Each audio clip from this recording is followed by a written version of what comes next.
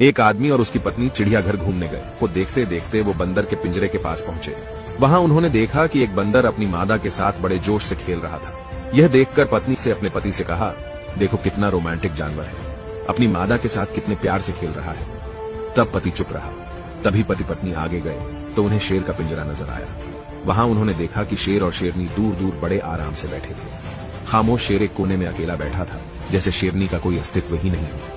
यह देखकर पत्नी ने थोड़े दुखी मन से कहा, कैसे जानवर है, बिल्कुल अलग ही बैठा है, जैसे शेरनी को जानता ही नहीं। इनका आपस में बिल्कुल प्यार नहीं लगता। तभी पत्नी को एक पत्थर दिया और कहा, इस पत्थर को जरा शेरनी की तरफ फेंको। और जैसे ही पत्नी ने शेरनी की तरफ पत्थर फेंका, तभी शेर दहाड़ता हुआ अपनी शेरनी की रक्षा के लिए आगे आया।